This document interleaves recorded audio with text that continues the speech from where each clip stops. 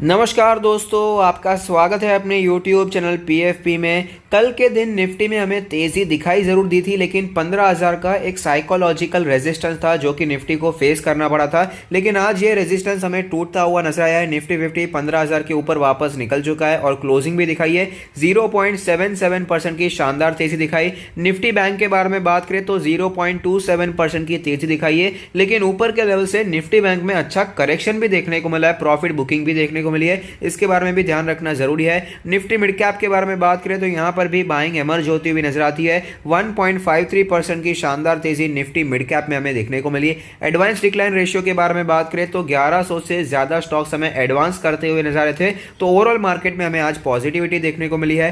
Commodities के बारे में बात करें तो क्रूड ऑयल 1% ऊपर था, नेचुरल गैस हमें 0.68% ऊपर दिखाई दिया है, गोल्ड हमें वीक दिखाई दे रहा है और सिल्वर में वापस स्ट्रेंथ आती हुई नजर आती है।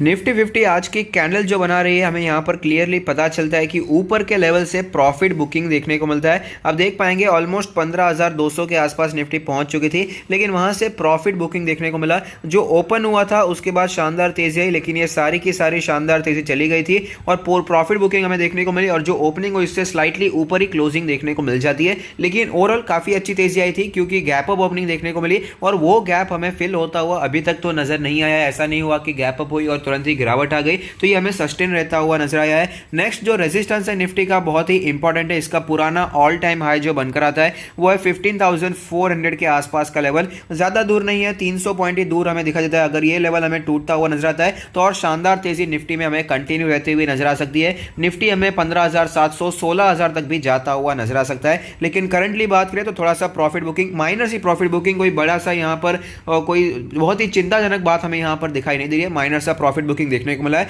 जो कि स्वाभाविक भी है क्योंकि इतनी शानदार तेजी आई, गैप अप ओपनिंग भी देखने को मिली, तो थोड़ी सी प्रॉफिट बुकिंग तो बनती है। और सपोज प्रॉफिट बुकिंग हमें कंटिन्यू रहती हुई नजर आए तो यहाँ पर अगर गिरावट होती है तो उसे बाइंग की अपॉर्चुनिटी की तरह लेना चाहिए और लॉन्ग टर्म के लिए इन्वेस्ट करना चाहिए। जो लेवल बहुत ही स्ट्रॉन्ग सपोर्ट की तरह दिखाई देगा वो है 15,000 का लेवल, क्योंकि पहले भी निफ्टी ने 15,000 पर सपोर्ट लिया है और 15,000 का एक स्ट्रॉन्ग साइकोलॉजिकल सपोर्ट भी बनकर आता है। तो इस हिसाब से आप 15,000 पर अगर कोई डिप आती है तो वहां पर बाय ऑन डिप्स की स्ट्रेटेजी अप्लाई कर सकते हैं।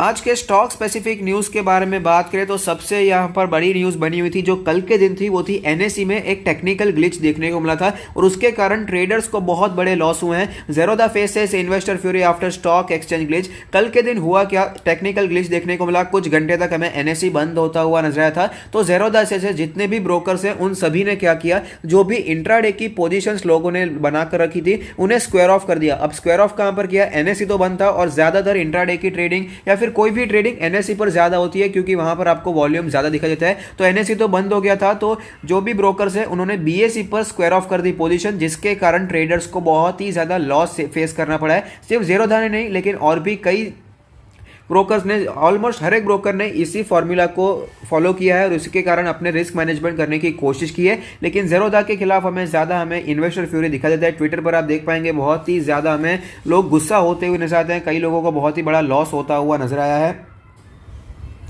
ट्रेडर्स ने ऑनलाइन पिटीशन भी फाइल किया इस ब्रोकरेज के अगेंस्ट, यानी कि ज़ेरोधा के अगेंस्ट वो केस करने वाले हैं। इतने लोग गुस्सा हो चुके हैं, जो कि ऑफकोर्स स्वाभाविक भी है क्योंकि बहुत ही बड़े लॉस हुए हैं लोगों को। इसका मेन रीजन तो भाई साहब NSE में जो आउटेज हुआ था वही रीजन था। एक्सपर्ट्स का भी यही मानना है कि इसमें ब्रोकर एक्चुअली कुछ नहीं कर पाता, उसे तो ये स्क्वायर ऑफ करना ही था, लेकिन मेन प्रॉब्लम जो थी वो NSE से हुई थी। तो ये भी एक बड़ा प्रॉब्लम हो चुका है, ट्रेडर्स को बहुत बड़े लॉसेस हुए हैं।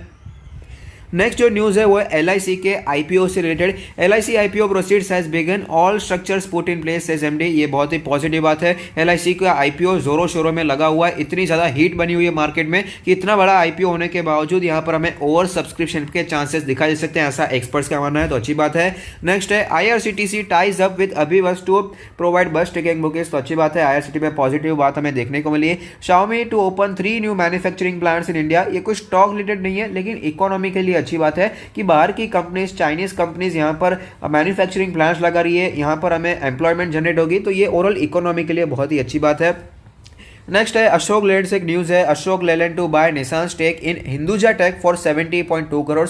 तो अशोक लेलैंड भी अच्छी हमें यहाँ पर एक्विजिशन करता हुआ नजर आता है। निसान ने जो स्टेक लेकर रखा था वो हमें एक्वायर करता हुआ नजर आता है। Wipro launches Cisco business unit to co develop solutions. तो ये भी विप्रो के लिए एक पॉजिटिव बात बनकर आती है, विप्रो के शेयरहोल्डर्स के लिए एक अच्छी बात है। भारतीय Airtel raises $1.25 billion via overseas bonds. भारतीय एयरटेल फिलहाल बहुत ही जोर शोर में दिखा दे रहा है। जियो के जो सब्सक्राइबर गेन है वो बहुत ही कम होते जा रहे हैं और भारतीय एयरटेल बहुत ही जोर में आ चुका है। तो अच्छी बात है भारतीय एयरटेल के शेयर होल्डर्स के लिए, और एज अ कंज्यूमर भी हमारे लिए अच्छी बात है। कंपटीशन होना बहुत ही जरूरी है। Just dial launches it's exclusive B2B platform JD mart. तो जस्ट डायल के शेयर होल्डर्स के लिए ये पॉजिटिव बात बनकर आती है। एक अलग सेगमेंट में ये उतरने की कोशिश कर रहे हैं। इंडिया मार्ट भी आपको पता होगा वो भी B2C B2B में काम करते हैं। जस्ट डायल भी उसमें हमें एंटर होता हुआ नजर आ रहा है। IIFL and Axis security win bids to acquire Karvy accounts. आपको पता होगा तो कार्वी ब्रोकर में भी कुछ प्रॉब्लम्स देखने को मिली थी, तो उनके जितने भी अकाउंट्स हैं वो हमें IIFL और एक्सिस सिक्योरिटी वो विन करते हुए नजर आते हैं। जो बिड्स थी वो हमें ये दोनों करते हुए नजर आए हैं।